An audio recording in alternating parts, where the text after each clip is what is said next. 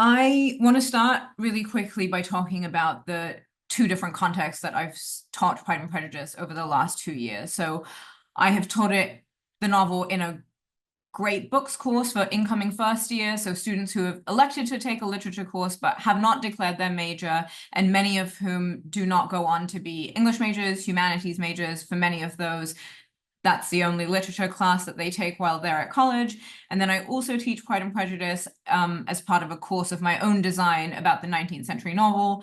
That course does have some English majors, but it has turned out that for some reason, most of the students who take that course are not English majors, are not humanities majors, and this is also the only course they're taking in which they're reading literature. I'm teaching Pride and Prejudice right now, including this morning. I've done 3 lectures on it already, and I have 2 coming up next week. I mentioned that I teach 5 75-minute lectures on Pride and Prejudice because it feels quite impossible to me to talk about it in 25 minutes, but I'm going to do my best, and I hope you'll forgive any omissions. Okay, so now the scary part of all webinars, where I'm going to try and share my screen.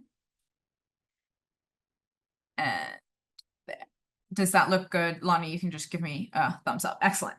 Okay, so when I teach Pride and Prejudice, I find that unlike many of the 19th century novels that I teach, students, as Andy suggested, have some familiarity with this text. They have an idea about it or ideas about it, even if they've never read it before. And I often start my class on Pride and Prejudice by asking students what they think it is about.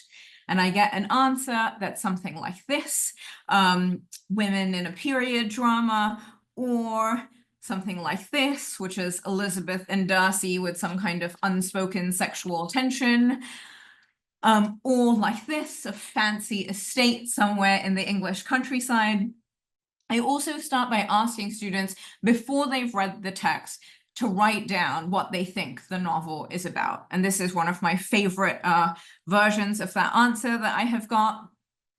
Greatest love story ever, that guy in the movie, and classic British novel.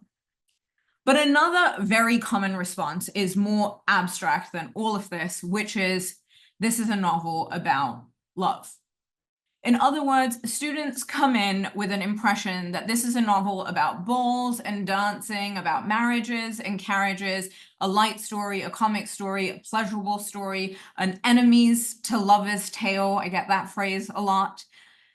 And I see it as my mission as a teacher to demolish this way of thinking about Pride and Prejudice, to destroy the idea that it is a timeless love story, a pleasurable rom-com in novel form. And instead, what I want to do is convince the students it's a political text, even what I say, a dangerous text. And I tell them that it's dangerous because you can read it and never think about politics, yet you come away having digested Austen's message. You finish the book, get to its happy ending, the union between Elizabeth and Darcy, and Austen's political message is so subtle, so persuasive, it has become naturalized. You don't even think about it. And so what I want when I teach the book is to convince the students that it's not a timeless universal love story, but a deeply political novel engaging in the most pressing political arguments of the day. I'm not sure if I'll be able to do all of that really effectively in 25 minutes today, but I'm going to try, and I hope you will forgive me if I don't get to all of it. I have a plan for the day. I'm going to talk first in some detail about the beginning, the famous beginning of this novel. Second, talk about its heroine and really character construction. And third, talk about marriage and the novel's obsession with marriage. When I teach this novel, whenever I teach it in whatever context, I always start with the first line, this famous first line. Because even if students don't have preconceptions about the novel as a whole, they often know this line, or they have encountered some strange variation of the line in meme form. It is a truth universally acknowledged that a single man in possession of a good fortune must be in want of a wife. It's an extraordinary sentence, distinctive, authoritative, knowing, even though, on its face, the statement is absurd. Men who have money need a wife. That's a universal truth. But because the sentence is so stylish, so assured, for a moment, most readers just accept it. But then, in the second sentence, that universal truth immediately contracts. It's reduced to a truth that's fixed in the minds of a few families. And then in the third sentence, the form changes. We go from this knowing third-person narration to direct speech. And in a single line of direct speech, we're introduced to two characters, Mr. and Mrs. Bennet. The universal truth of the first sentence contracts further still. Now it seems as though maybe it belongs to a specific character. I also usually at this point out the way that Austen's narrator describes Mrs. Bennet, his lady.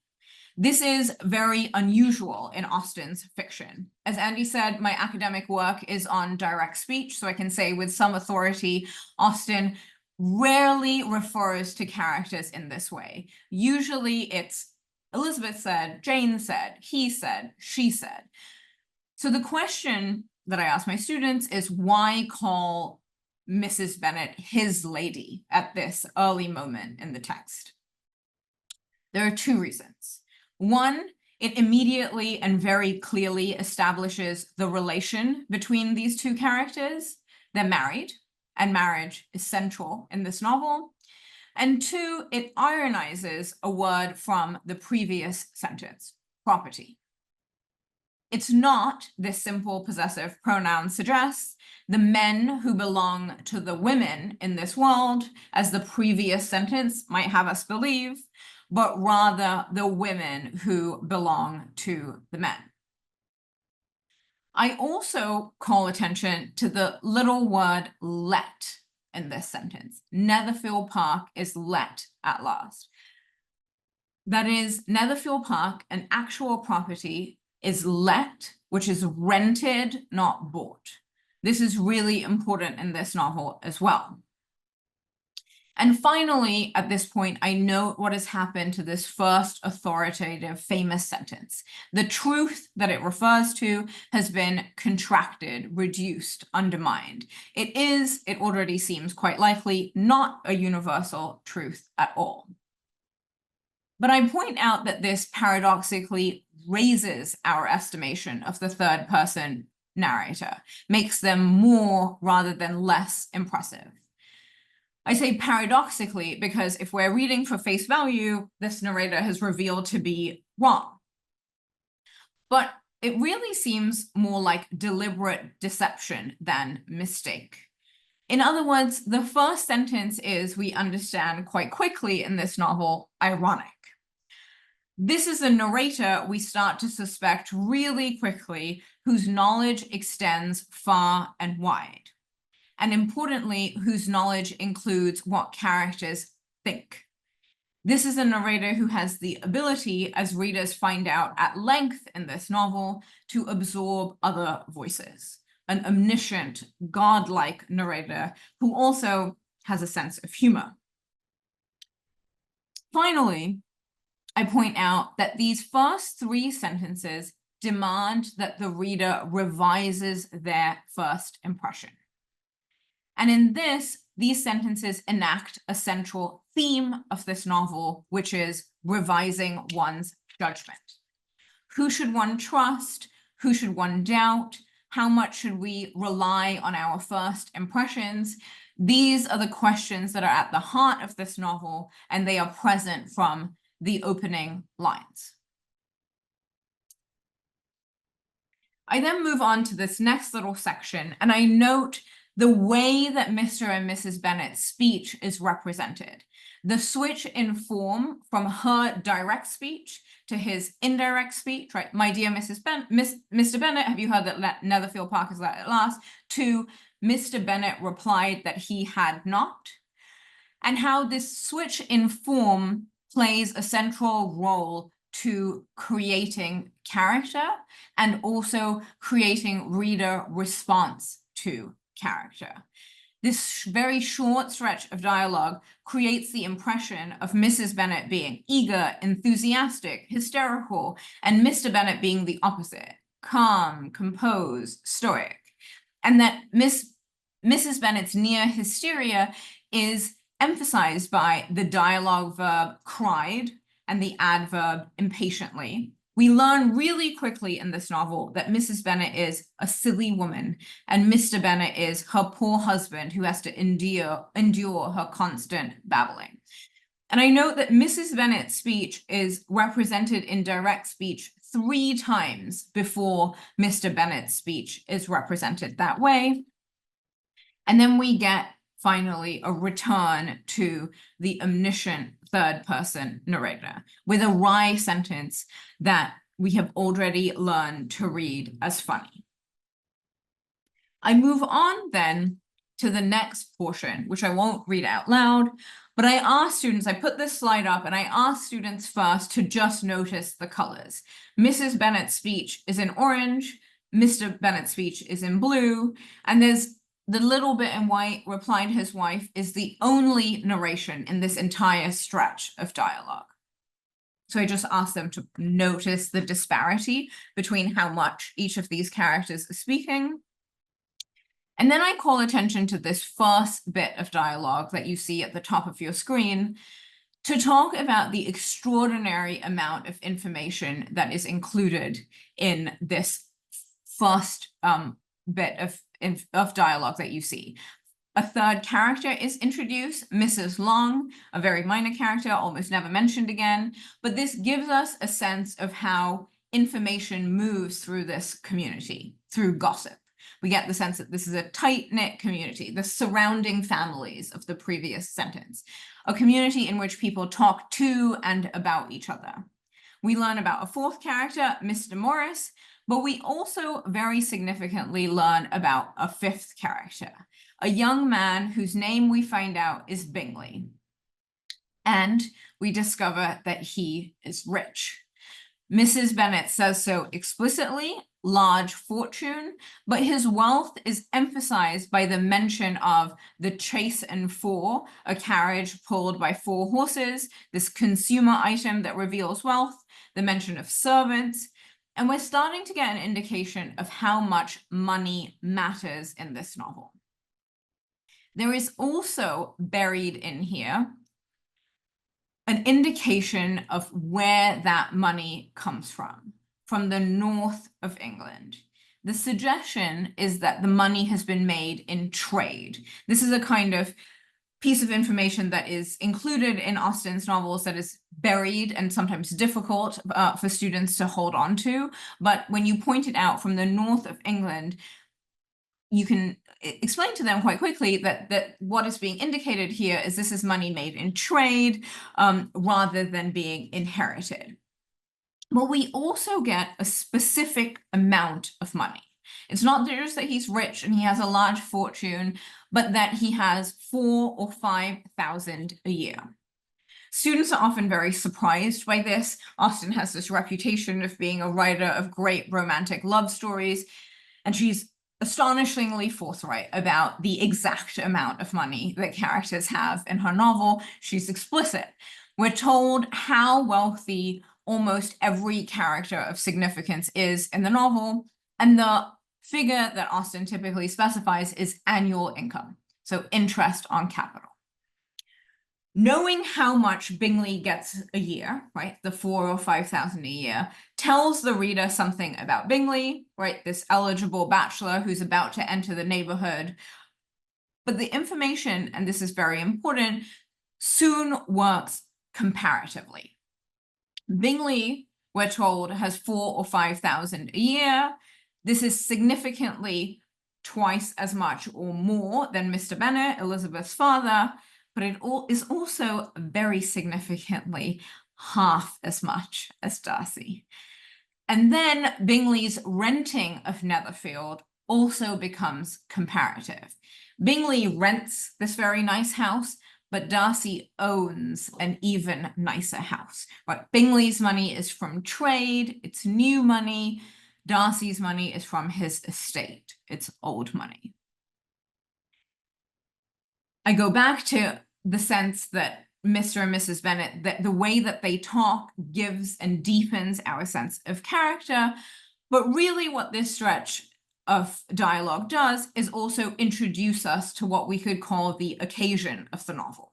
Here is a set of parents who have 5 unmarried daughters, and an eligible bachelor is about to become their neighbor. We get a sense of where this book must be going. But we also get our first mention of the word love. And more specifically, that marriage in the world of this novel involves love, or seems to involve love. And I take this occasion, this line, to point out to students that historically, this has not always been the case with marriage. And indeed, marriage still, in many parts of the world, has nothing to do with love. I get to the final section of this chapter. I'm going to go through this quite quickly, but really I point out 3 things by the time I get to the end of this quite short first chapter. One is, despite it being short, we are introduced immediately to the central themes of the novel: marriage, money, family, status, community, love.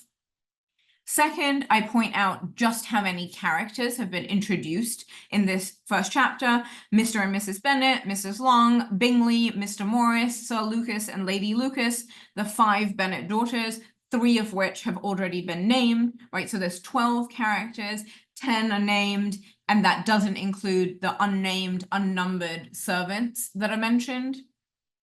And third, I note how the heroine of this novel is first introduced. This is a novel that is really firmly about Elizabeth Bennet.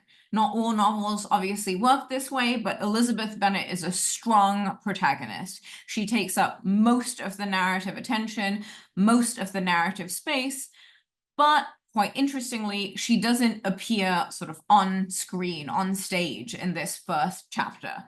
The first mention of her, my little Lizzie, is by her father, a man that at this point most readers have found funny, witty, sensible, and a welcome contrast to her silly, hysterical mother.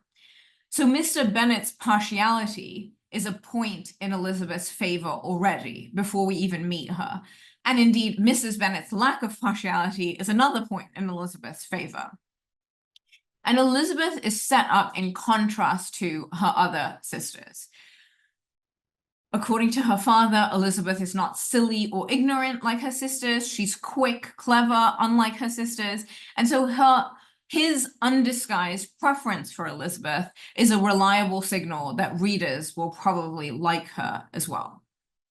And so that leads me to the second section of the talk, which is what I'm calling making a heroine. Another thing that I find particularly true of Pride and Prejudice is that students come in and they have very strong affective, emotional responses to characters. And so a little selection. These are from anonymized, of course, but student posts about the novel. And what you see here, I'll give you sort of 10 seconds to look through them.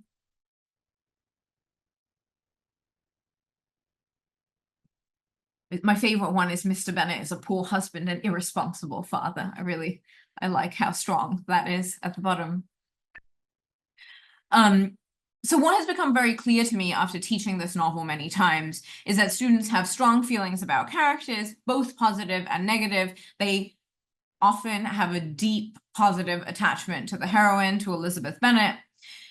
And rather than, as was done to me, in fact, as an undergraduate, both at Columbia and as a graduate student at NYU, rather than dissuade them from talking about this way, talking about characters in this way. So rather than dismiss this way of thinking and talking about characters as somehow unsophisticated and not what we do when we're reading literature or talking about it, what I try and do is when I'm teaching this novel is give students the tools and vocabulary to understand the great magic trick of fiction, the trick that Austen is perhaps particularly good at, which is taking black ink printed on white paper and transforming it via the process of reading into characters that resemble real people, characters that readers of this novel across the past 2 centuries feel very comfortable saying, I like Elizabeth Bennet, I hate Caroline Bingley.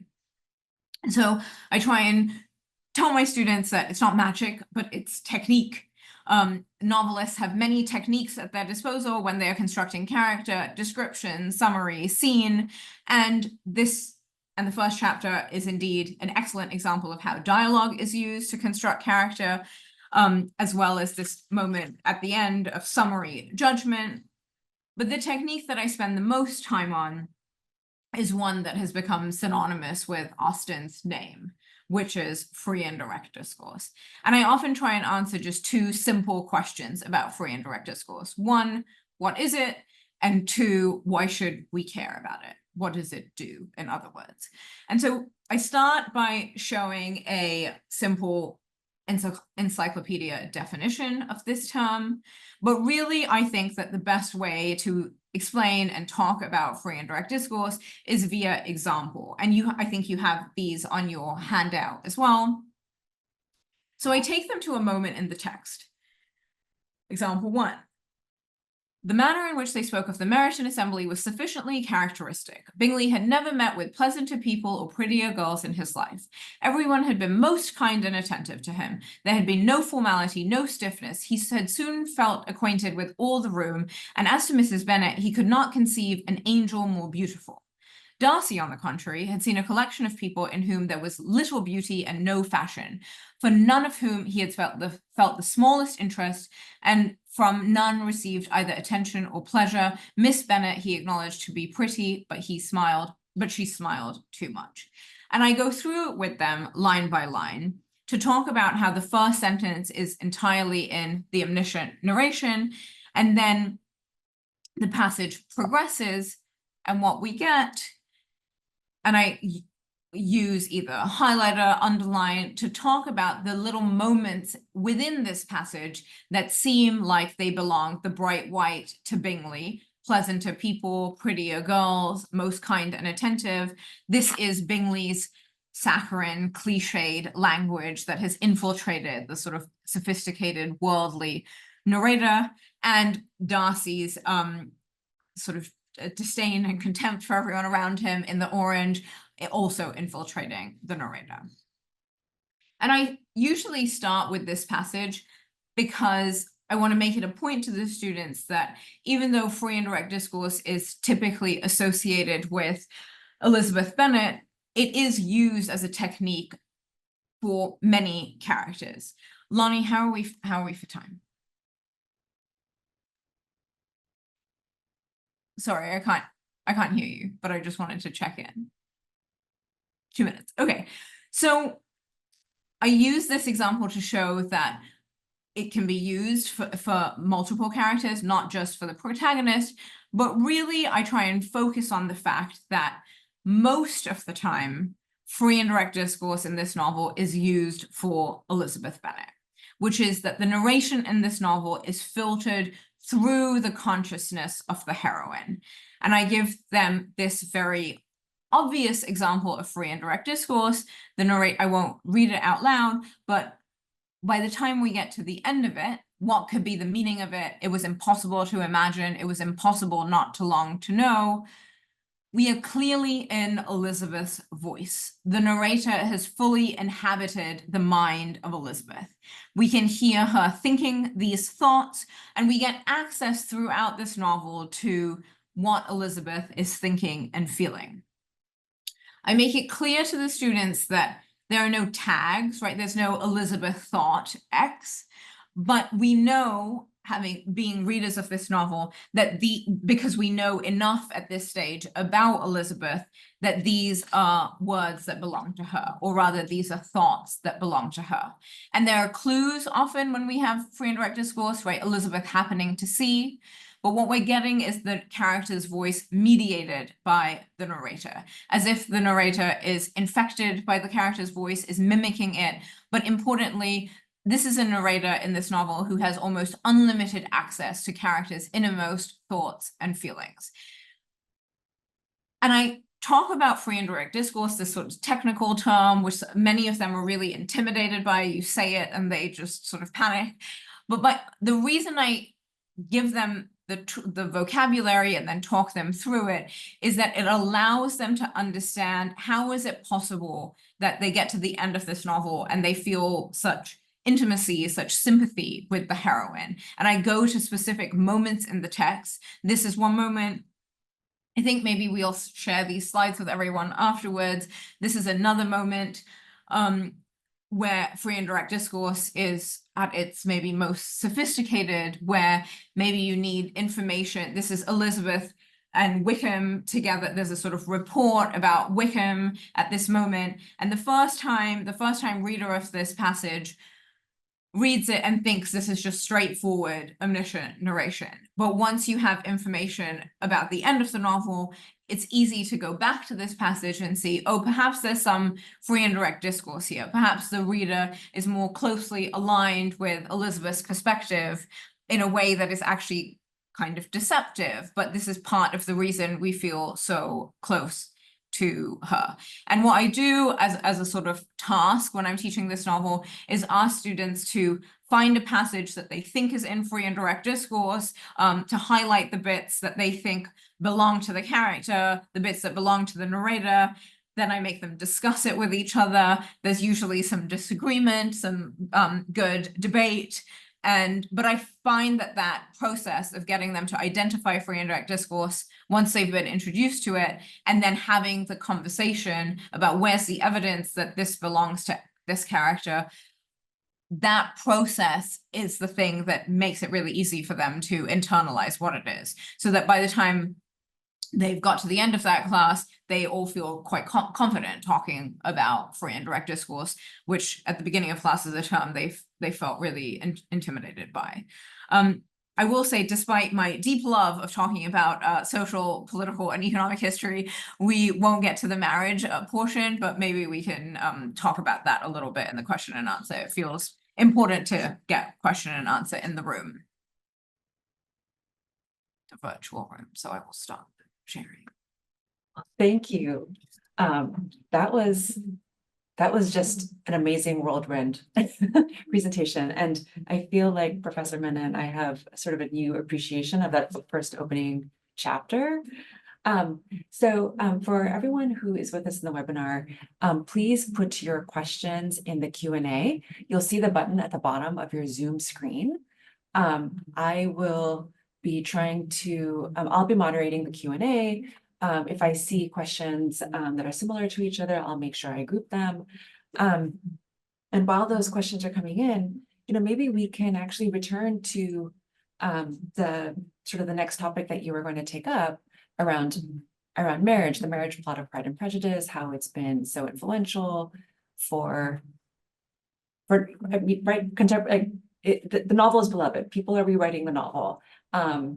In not just in English, but in other languages, right? So what is it about how Austen treats marriage that just makes it something that people around the world in different times, cultures want to take up? Right. So I would say, I think that two seemingly contradictory things are true at the same time. So one, it's partly the love story part of Pride and Prejudice that makes it so popular and still so popular. So in some ways, it's the marriage part of Pride and Prejudice that makes it so popular. But at the same time, when you read the novel, students are often, I think, perplexed about why this novel is so obsessed with marriage, or rather, why are characters within the novel so obsessed with marriage? It's as if it's the only thing anyone can think about. And the thing that I do, even though I usually preface it and say, you're probably going to be bored by this, but it's really important that I tell you. And I talk about inheritance laws in early 19th century England, and specifically the practice of primogeniture, which means that the first son only the son and only the firstborn son inherits the whole estate, the whole property, because it uncovers the way certain things that is kind of weird about the text, why they're happening. So why, for example, is it important every time a male character is introduced in this novel to know whether they are the oldest son or whether they are a younger son? And the reason it's important, I explain to my students, is either that younger son is going to have to go and actually work for a living, like they have to go and be a professional, or they just get to inherit all the money and the estate and everything. And that makes them a very different kind of candidate on the marriage market. But the other reason I talk to them about it is that for this social class, it used to be the case that women could inherit property.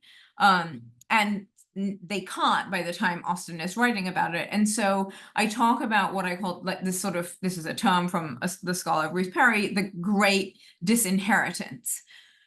So these women, it seems like, oh, they're so superficial and shallow and all they want to do is talk about men and marriage. But in fact, this is for them a kind of like scramble for survival. They're desperately trying to find a new home, a husband who will then become their primary family. Could I, some good questions are starting to come in and I don't want to deflect that, but could I, since I can unmute myself, I have one quick comment and sort of a question. The comment is, many of the students that enroll in courses in the Cornerstone programs are interested in technology, engineering, and the like. And it strikes me that what Professor Menon has been talking to us about today is likely to be quite interesting to students with those kind of interests, because what we're really talking about here is how is this thing put together? How does it work? And what's the difference between what the omniscient narrator says, what is directly quoted when a character speaks, and what we learn about the inner thoughts of a character through free indirect discourse? It's a kind of nuts and bolts, let's get inside and see how the machine is put together kind of approach. And I just wanted to say that because I think that could be interesting to many of our students. So my question, and this might, I don't mean to throw you with this, Tara, but you said quite emphatically at the outset that you want to disabuse students of the notion that this book is about love. Yeah. I'm wondering why you want to do that, because perhaps this is a naive view of the novel, but I expect most of our students have, I don't mean naive in a disparaging way, but they have a relatively unsophisticated view of the novel before they come to class. This is a novel about a man and a woman who are avoiding each other, coming to premature conclusions about each other, trying to size each other up, and at the end of the day, they discover something about one another that they are intensely, intimately, and erotically drawn to. Yeah. Why is this not a novel about love? Okay, so maybe I can revise my earlier statement. What I mean instead, rather than saying I want them to think that it's not about love, is that it's not only about love.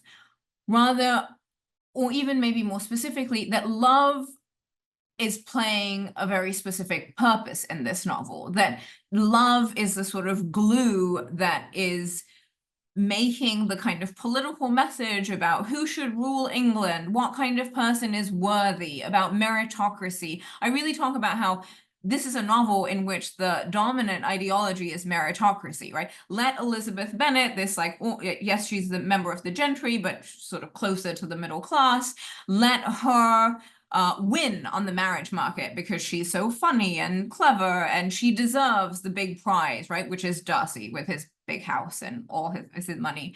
And so that love isn't just love for its own sake, that love is serving some kind of function, and that there's a lot more going on. And I think there's Allison has asked a question in the chat. I apologize if I mispronounce your last name, Allison Schonkweiler. And this is related to Allison's question, which is, how would you respond to students who dismiss the novel as just gossip? In some ways, my maybe overcorrection. When I teach it, I say this is a novel about the French Revolution. Like Pride and Prejudice is really a response to the French Revolution. And what I'm calling my overcorrection is, in fact, when I was a freshman at Columbia doing the core curriculum, literature, humanities, we read Pride and Prejudice, and I remember so distinctly the boy sitting next to me saying, "This is a girl's book." Like, oh, I want to get to, Hamlet was like a serious book. And so was the Iliad, like books about, and I think that's just nonsense. But we have to sort of help students get there to realize that.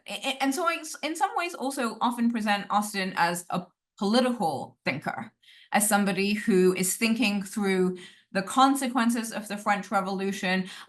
There's one lecture I give where I put Austen in context with Edmund Burke and Mary Wollstonecraft and Thomas Paine, and talk about how she is weighing in on the same debates. And so Sanders, Balaban's question in the chat, have I partnered with professors in other disciplines? Sadly, no. I would love to teach this text with a political scientist, with a political theorist in particular. But I bring in a lot of economic history, social history, political theory. It's a really great excuse to teach Edmund Burke, which I really love. I tell the students Austen is a better Burke than Burke. She's a better conservative than Burke was. It's just so much more persuasive when love is in the mix. It's like, of course, the aristocracy should continue to rule England. It's better now with Elizabeth Bennet. It's my very long-winded answer. Andy, to your question. No, that's a great answer, and I also very much appreciate what you said in response to my question, that love has a context, and this has a context. Okay. So, but thank you. So, so some of the questions that I see in the Q&A, and this is, I think, a question that I think we encounter in many different contexts, but it's, fundamentally, I will summarize it with, no offense to the people who are asking it, as, how do you make sure the students are reading before they come to class, right? And so, right, for a variety of reasons, this is just something that we are seeing at many institutions. It can be sometimes challenging to get students to care about the text, to want to do the work, to do the preparation ahead of time. Are there any sort of strategies that you've noticed that help? Yeah, so I'll answer this maybe in 3 parts. So the first thing is that I obviously have the benefit of teaching this over several lectures, which I know is not always the case for everybody. But when I do have that, I bring them the first chapter, like a physical printed out copy of the first chapter, and we do what we just did, what I just did 20 minutes ago. It's like, let's read this together. Because then they're reading the beginning with some context, they're starting to understand. So we're sort of collectively doing that before they go off on their own. I also, some students, if they want to listen to it, I'm not against sort of like a text like Pride and Prejudice, there's 10 different versions of an audiobook. But the thing that I also do, which I feel sometimes at college, I feel no shame in treating, like sort of giving them what maybe you would only do in high school or something. I have absolutely no shame. And one thing that I say at the beginning of the semester is that reading doesn't happen in the interstices of your day. You have to plan out. So like take your calendar out. It does sound, sounds like you're talking to an 11-year-old or something, but I do it to the seniors that I have at Harvard College. You have to take out your calendar and plan when you're going to read. Like, are you going to read for 30 minutes in the morning? Are you going to read at bedtime? I tell them that they have to put their phone somewhere else. Like, you can't read with your phone next to you. I tell them what my practice is, which is I wake up, I make myself a cup of coffee, I read for 45 minutes before I look at my phone. So I guess I give them sort of instrumental, like very practical advice about like how to actually read. And then I make them also post in a kind of casual way about the text as some kind of, I don't know, they're a carrot and sticks, I suppose, and like maybe a stick is like making them write about the text. Can I butt in with one more question flowing from that? You know, maybe I shouldn't remind you, it was a rather notorious article, came out a couple of years ago called The End of the English Department, in which you were quoted, and one of your colleagues made the point that when she teaches the Scarlet Letter, she's discovered that even with the highly sophisticated students at Harvard College who have jumped through all kinds of academic hoops to get there, they had trouble reading it sentence by sentence. They had trouble connecting to the 19th century discourse that you've been talking to us about. Yeah. Now, I was struck, one of the passages you looked at, you focused on the word let, Yes. which probably a lot of students would have to look up before they realize it means rent, right?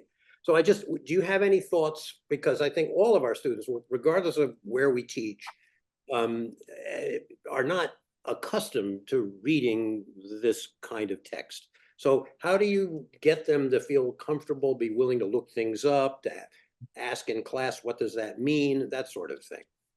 So Just sorry. quickly interject, you know, like one of the questions I see in the Q&A is, you know, how do you get like, as part of this, as part of the point, Andy, that you're making, to the extent that students have encountered the text, it's usually the movie, like the BBC movie in particular, right? And so, but there are differences in the TV production versus the novel itself. And so if you could talk a little bit about that as well. Yeah. Okay, so I actually often encourage my students to do two different kinds of reading practice. I say take 2 chapters in a row, one chapter, just read it. Don't think about anything, just read it and like see how much you understand, get into the flow, listen, you know, hear the sentences, do it.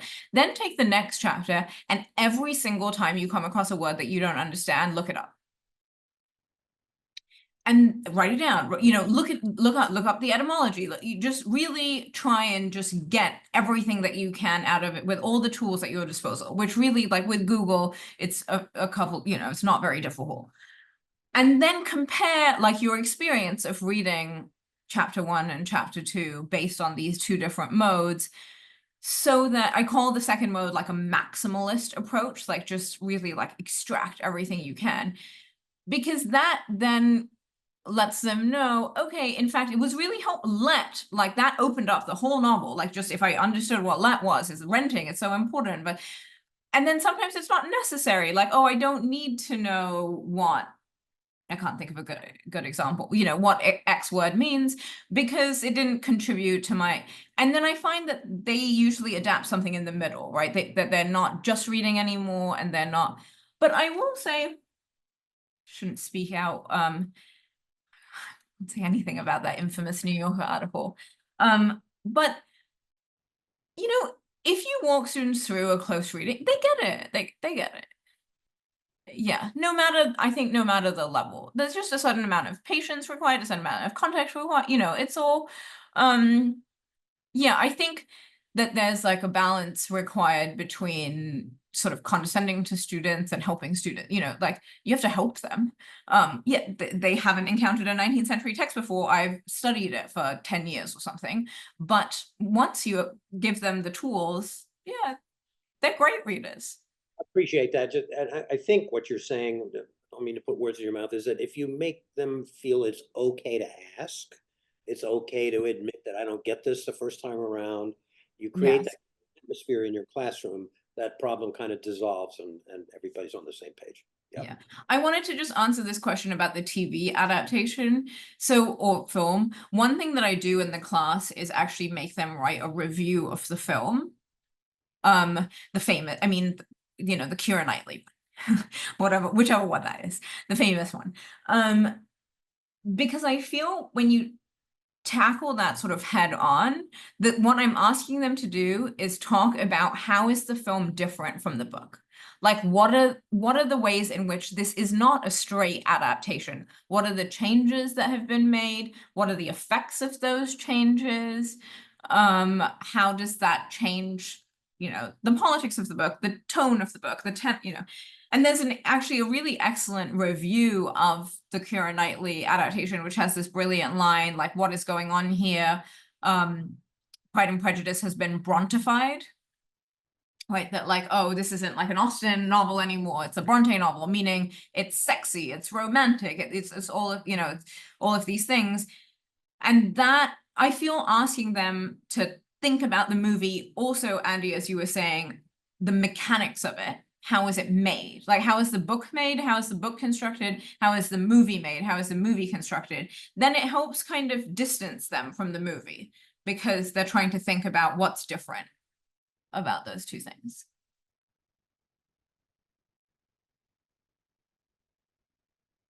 Sorry, I'm not doing an amazing job keeping track of all the questions, but No, this is great. This is great. And I'm supposed to be monitoring the Q&A on your behalf. Well, if we could kind of revisit something that you had said at the opening of the workshop, how you teach Pride and Prejudice in the context of different courses. You mentioned the Great Books course, and then it sounds like, the 19th century novel course, that's intended to be a course that's part of the English major curriculum, even if non-majors take it. Yeah. Would you say a little bit more about how you approach the framing differently? So In different sort of course contexts? yeah, And you so ask different types of analysis. yeah. So in the Great Books course, right, one of the things that the context of that course is different genres, right? So that, it's Hamlet, it's Emily Dickinson poetry, it's the Iliad. So part of the work there for me is what can a novel do, right? So it's just about, in some ways, the genre. Even though I'm teaching Pride and Prejudice, it's what's the genre of the novel, what is it that the novel can do, and which is why even in that context, free and direct discourse is so important, because it's about the technology of free and direct discourse and how it can do something that Hamlet can't do. Yes, you get a soliloquy in Hamlet and you get some sense of what Hamlet is thinking, but this is a whole new world of access to somebody's interior life and consciousness.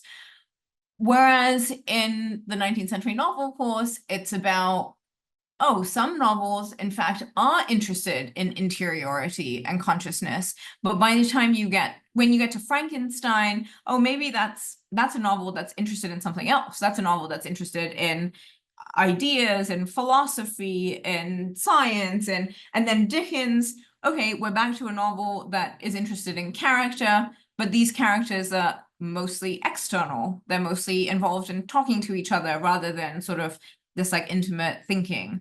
So yeah, I think the texts that you teach around it always inform the way. Yeah, I was worried. I had a few students who had taken the Great Books course who are now in my 19th century novel course, and in the beginning of the semester I thought, oh gosh, I'm just going to repeat everything, and then I realized it's just not true at all, because the context just changes the text.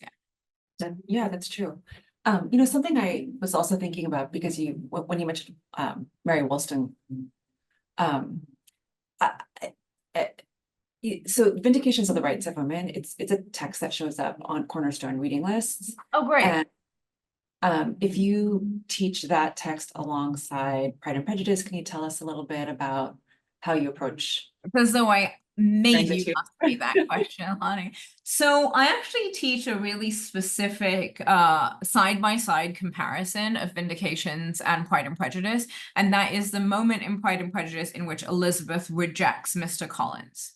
And she uses the phrase, like, I'm a rational creature, which is straight from Vindications of the Rights of Women. And I find so often students, there's a question, oh, do you have a challenge making students see Austen's conservatism? Often students initially are really reluctant when I'm like, this is a political novel, she's talking about the French Revolution, they're like, you've lost it. This is just, a love story. But when I show them that side-by-side comparison and the phrase rational creature comes up, and I show them the Wollstonecraft rational creature, you can hear them sometimes go, oh, like she is doing something very deliberate here. And so I use Vindications to talk about how there's this kind of, for lack of a better word, like progressive element of Austen's fiction, in which her ideas about women and about female education line up quite nicely with Wollstonecraft, with women are rational, that they should have the ability to make choices for themselves, that they should be educated. And I show them how the same kind of woman who's really lampooned in Vindications is also the same kind of woman that's lampooned in Pride and Prejudice, right? The Lydia, Mrs. Bennets of the world.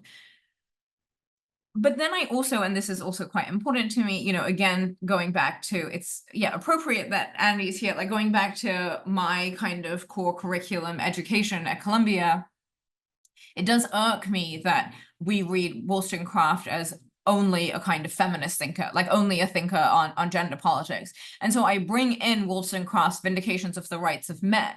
So I say like, oh, Austen is quite aligned with Wollstonecraft on the rights of women, but let's think about how aligned she is with Wollstonecraft in Wollstonecraft's The Rights of Men, which was, famously like one of the first responses to, like, in this great political debate in England post-French Revolution. Wollstonecraft is first weighing in on the rights of man before she starts talking about gender.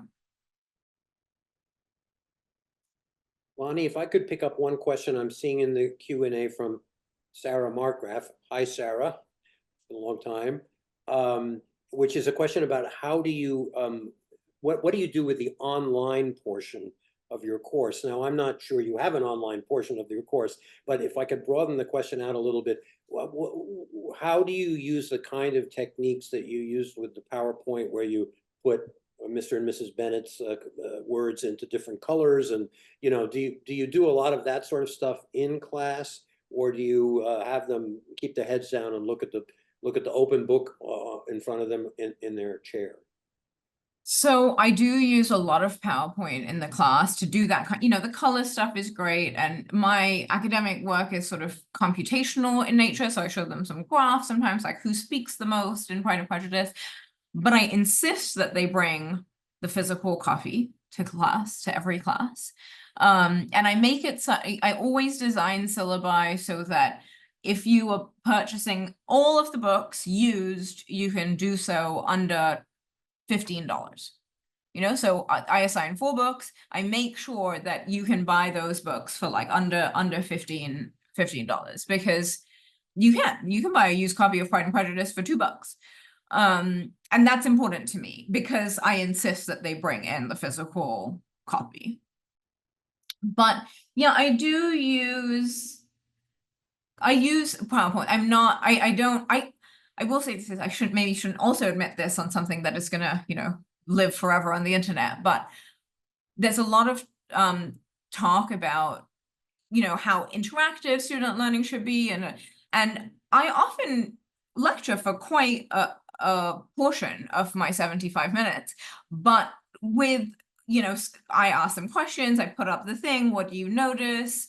And so I find that the PowerPoint helps that, because I talk a lot when I'm talking to them. I feel that, yeah.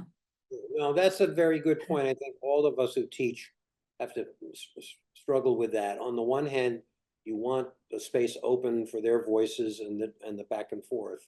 On the other hand, you want to build a context so that they have some understanding of where this book is coming from, and that's very hard to do outside of lecture. So it's a tricky. Yeah.